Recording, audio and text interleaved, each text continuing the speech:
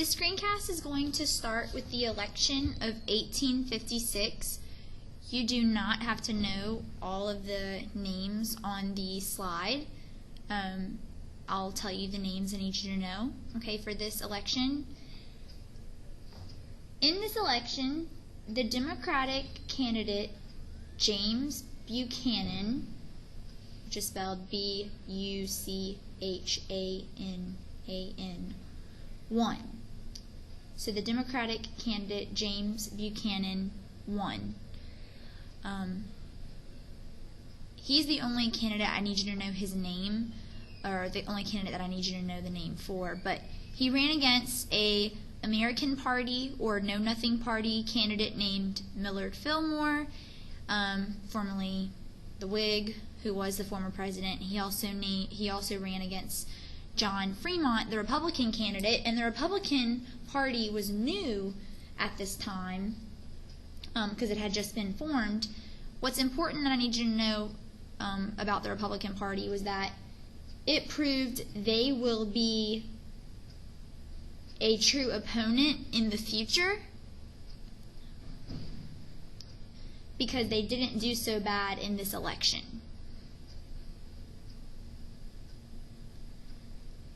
So for the election of 1856, I just need you to know that James Buchanan won as a Democrat,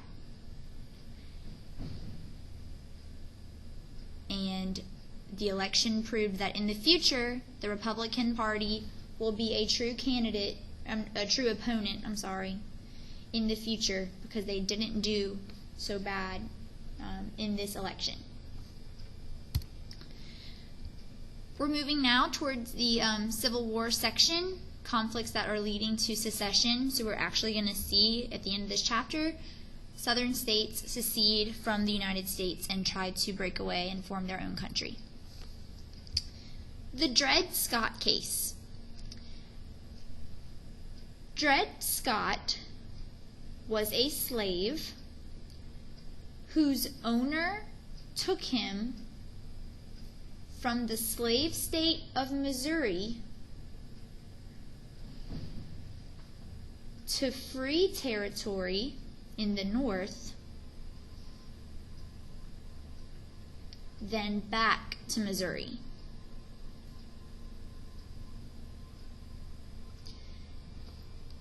With him going into free territory and staying there for some time, what do you think his argument is going to be?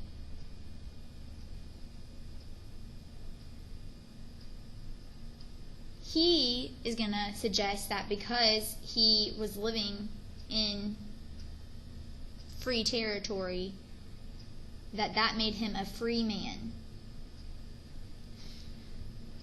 So Scott appealed to the courts for his freedom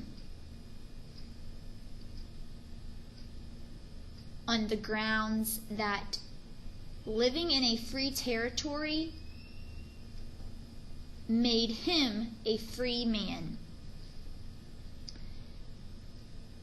This case will go all the way to the Supreme Court,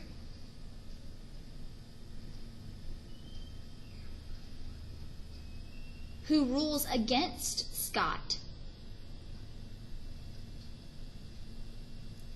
Now the Supreme Court is going to say several things against Scott.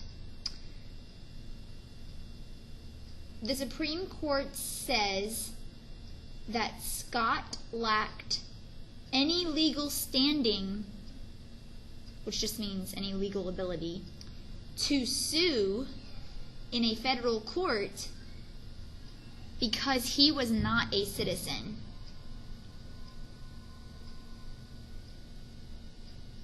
So it said Scott lacked any legal ability to sue in a federal court because he was not a citizen.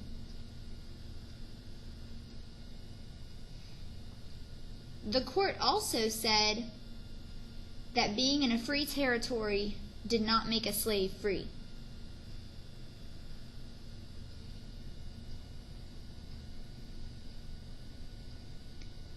Lastly, the court said that the Fifth Amendment protected property. And you can guess what they say that Fifth Amendment includes and property includes, it includes slaves. So this is very devastating to the slavery, the slaves, and to the anti-slavery or abolitionist movement, because this is basically really siding with the South. I mean, the Northerners were really upset about this case because it seems like the Supreme Court was supporting slavery. So Southerners are happy, but Northerners are not. And this just leads to more conflict between the North and the South.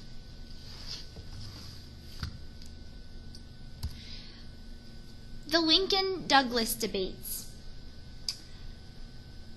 In 1858, there was a Senate race in Illinois between Democrat Stephen Douglas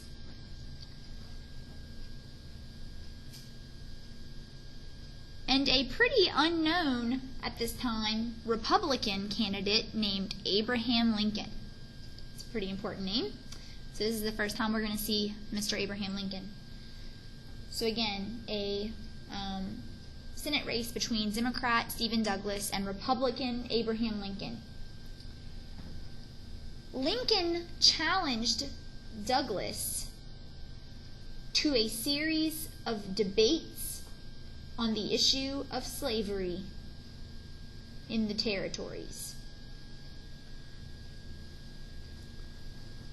So Lincoln challenged Douglas to a series of debates on the issue of slavery in the territories. These become some of the most celebrated debates in American history.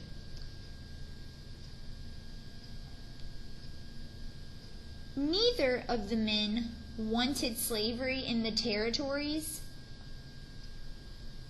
Neither of them wanted it, but they disagreed on how to keep it out.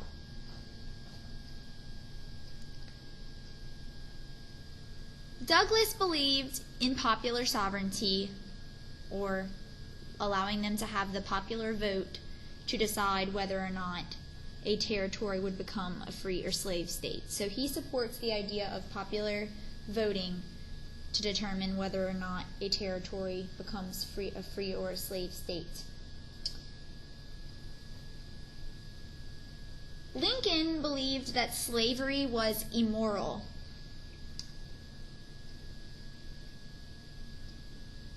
But he didn't expect people to give it up unless Congress passed an amendment that abolished it. So he didn't expect people to give up slavery unless Congress passed an amendment that abolished it. If you've seen the movie Lincoln with Daniel Day-Lewis, that's the majority kind of focal point of the movie, is getting that amendment passed.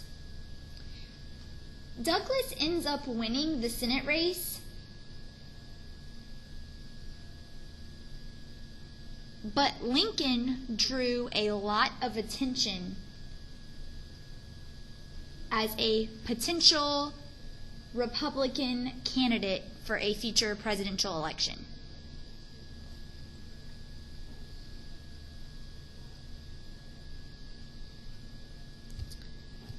Moving on to John Brown's raid on Harper's Ferry. In October of 1859, a white abolitionist led 18 men, both black and white, into Harper's Ferry, Virginia. So he led 18 men into Harper's Ferry, Virginia. His goal, and their goal, was to seize the arsenal, which is where they kept the weapons, to distribute the weapons to the men, and to lead a slave uprising where they could abolish slavery. This will not go as planned, Many men were killed by troops in Virginia. Brown was captured, charged with treason since he was trying to rebel, and he was executed. This event had many effects. In the North, they honored Brown. They didn't necessarily agree with his methods, but they supported his cause. In the South, anytime someone spoke out against slavery, they were basically attacked. They tried to make Brown into, a crazy abolitionist. They denounced what he did, and they were happy he was executed. This just increased tension even further between the North and the South.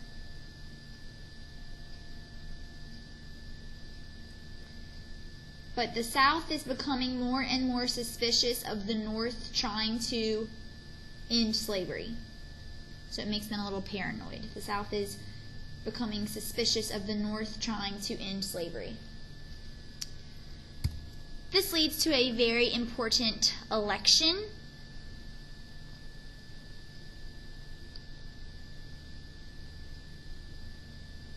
The election of 1860. The Democratic Party was divided between two candidates. Stephen Douglas was supported in the North, and John Breckinridge was supported in the South.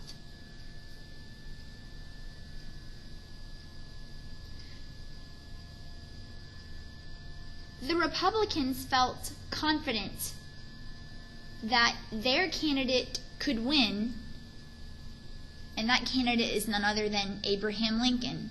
So the Republicans felt confident that Lincoln could win this election since the Democratic Party was so divided.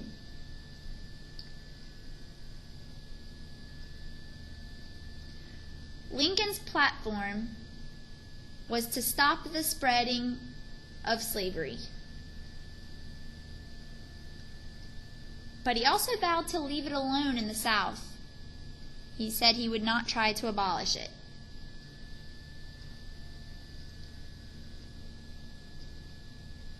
He was extremely unpopular in the South.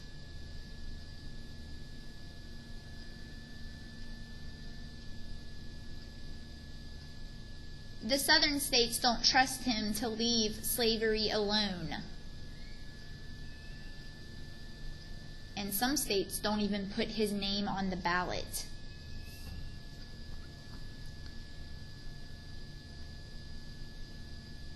He wins the election.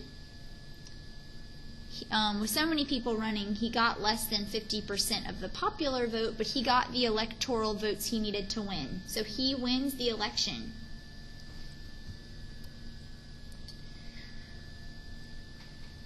So what we're going to see is the South is going to react right away to this, okay? The South kind of knows if Lincoln was elected, it could lead to the end of their way of life. So they are going to immediately start talking about secession. When we talk about secession and seceding, okay, I want you to know it's S-E-C-E-S-S-I-O-N, secession. And let's talk about that now. Southern secession. As you see on the screen, and I hope you can see the paragraph, but if you can't, I'll read it to you. With the election of Lincoln, the South, who had viewed the conflicts over slavery as a struggle between states' rights and federal power, felt they had lost their voice in government.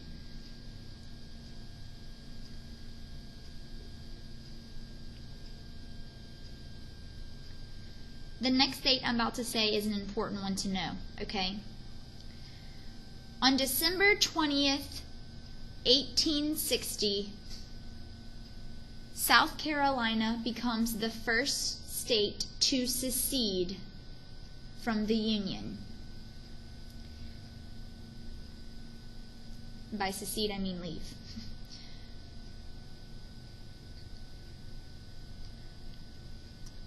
Mississippi followed next, as did Florida, Alabama, Georgia, Louisiana, and Texas. There are more that are going to secede later, but right now we're talking South Carolina, Florida, Alabama, Georgia, Louisiana, and Texas. Together in 1861, which isn't a long time later because remember it was December of 60, so just after the new year in 1861, these states formed the Confederate States of America, the Confederate States of America, also known as the Confederacy. They created a constitution. They elected Jefferson Davis as their president.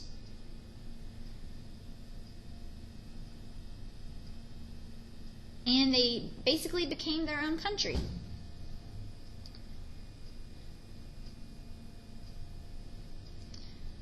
The North was not shocked at this. They had kind of seen this coming. But now the question is the North going to allow the South to leave, or are they going to fight? And we know the answer to that, but that is all going to get described in Chapter 9. So you are finished with the screencast, and you're finished with all of the Chapter 8 notes, okay? So there wasn't too much left, and we'll discuss this on Monday, as well as review for our test, which is Thursday. Have a good weekend.